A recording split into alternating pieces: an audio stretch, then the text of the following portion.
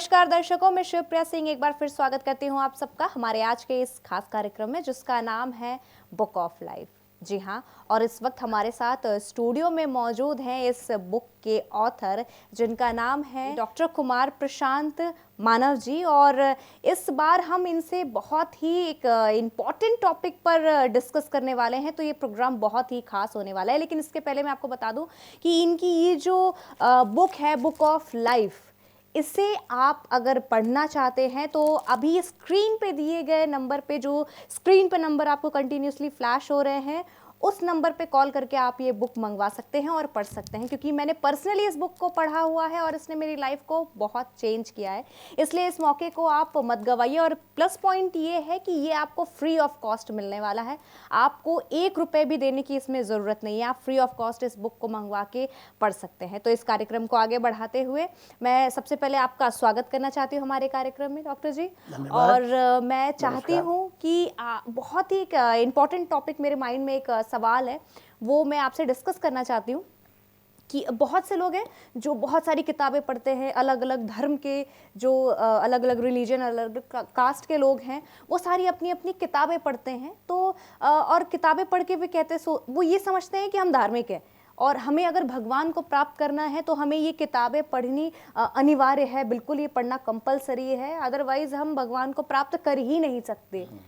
तो आपके इस पे क्या विचार है कि क्या हम भगवान को प्राप्त अगर हमें करना है तो हमें उन किताबों को पढ़ना अनिवार्य है, या हम बिना उन धार्मिक ग्रंथों को या बिना उन धार्मिक किताबों को पढ़े हम भगवान को प्राप्त कर सकते हैं प्रेम से, या जो भी तरीके हैं? तो इस पे मैं आपके राय चाहती हूँ। मैं चाहती हूँ कि आप इस विषय पे अपने मतलब प्रकाश डालें और हमारे दर्शकों को बताएं इसके बारे में। बहुत अच्छा प्रश्न।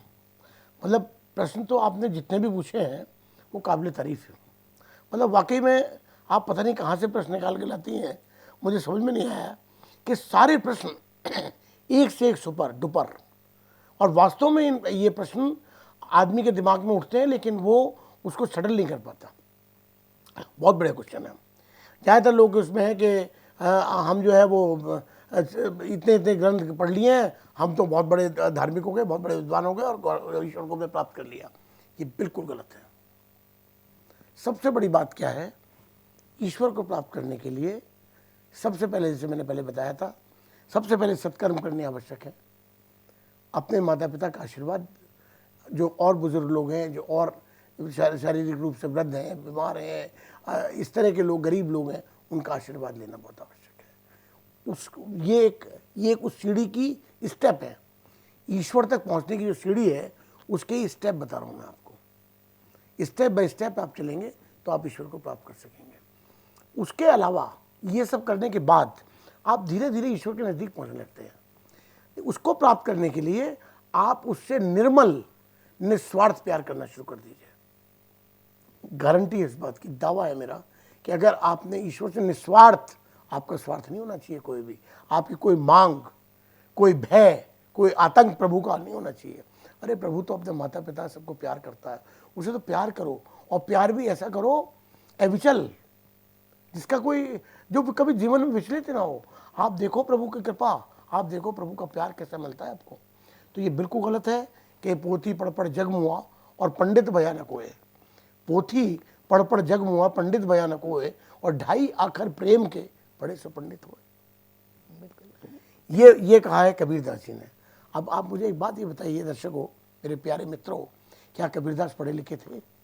नहीं, लेकिन कितने बड़े संत हुए। तो संत होने के लिए पढ़ना लिखना कोई जरूरी नहीं है, ईश्वर को प्राप्त करने के लिए पढ़ना लिखना कोई जरूरी नहीं है।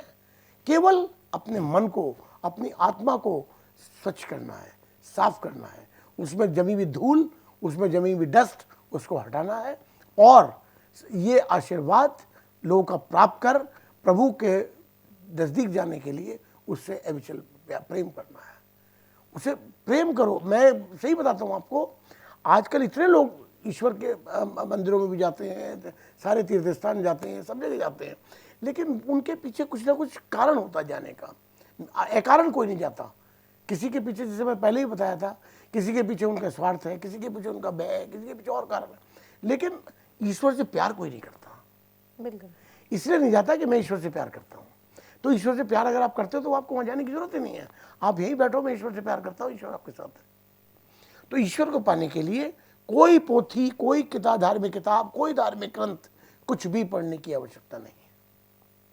जिस तरह मैं आपको बताया मैंने, संत कबीर हुए, उन्होंने कोई पोथी, कोई किताब, कोई धार्मिक ग्रंथ कुछ नहीं पढ़ा उन्होंने। 1 जुलाई के यहाँ पैदा हुए दोस्तों, 1 जुलाई के यहाँ, और केवल कपड़े बुनने का उनका काम रहा, और उनके एक एक चीज़ आज भी लोग भाई याद करते हैं।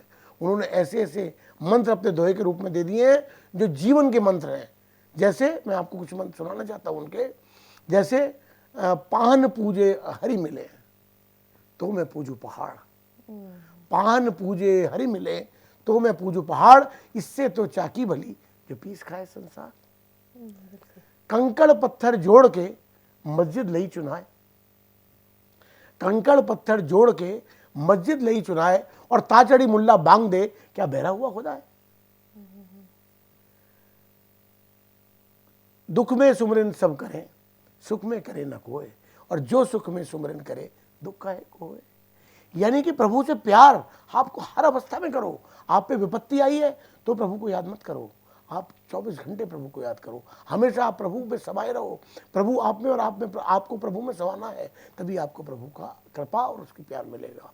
उन्होंने, उनकी बात आप देखो, संत कबीर कहाँ से लाए चीज़ों को उठा उठा के, मैं तो ताज्जुब कर गया उनकी, मतलब कितने बड़े अपने समय के दार्शनिक, कितने बड़े संत थे वो, कोई मुकाबला कर सकता है। अब बिल्कुल अनपढ़ थे, तो ये कोई आवश्यकता नहीं है।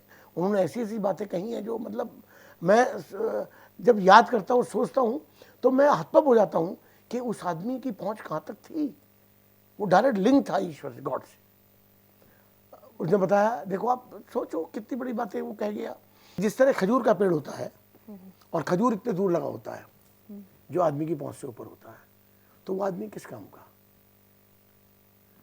छाया उसे मिल नहीं सकती। वो उसमें इस तरह से है कि पंथी को छाया नहीं, फल लागे दूर, फल लागे। हाँ, इस तरह का उसका वो है। मेरा पहली लाइन मेरे दिमाग से सॉरी उतर रही है। तो इस तरह की उसकी, आप उसके एक एक विचार को आप मंथन करो, आप फिर सोचो क्या कह रहे हैं, कितनी बड़ी बात कह गए वो। तो संत कबीर को कोई पढ़े लिखे थे। इसी तरह मैं दूसरा उदाहरण देता हूँ आपको, संत रविदास महान संत थे, और क्या उन्होंने काम किया था, जूते बनाना। एक जूते बनाने वाले के पैदा हुए, जूते बनाने का काम करते थे, और कितने बड़े संत हुए। मैं आपको बीच में काटना चाह रही हूँ थोड़ा सा। ये मुझे हल्का सा ये दोहा याद आ रहा है कि बड़ा हुआ सो क्या हुआ, जैसे पेड़ खजूर, पंछी को छाया नहीं फल लागे, पंथी को छाया नहीं फल लागे अति दूर। यही आई थिंक, बड़ा हुआ तो क्या हुआ, जैसे पेड़ खजूर, और पंथी को छाया नहीं फल लागे अति दूर। तो आप देखो ना, क्या मानवता के ऊपर भी, प्रभु के ऊपर भी, हर एक बंदे के ऊपर उसने कहा है। वो एक वो अच्छा इंसान बना, और अच्छा इंसान बना और प्रभु को प्राप्त किया।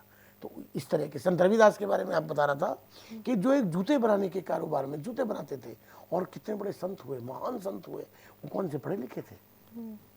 तो ये बात बिल्कुल गलत है। किसी जो भैया, जो मेरे दोस्त, मेरे प्यारे मित्रों, मैं आपको बताना चाहता हूं कि अपने दिमाग से बात निकाल दीजिए कि प्रभु को प्राप्त करने के लिए आपको धार्मिक ग्रंथ पढ़ना आवश्यक है। बिल्कुल नहीं आवश्यक है।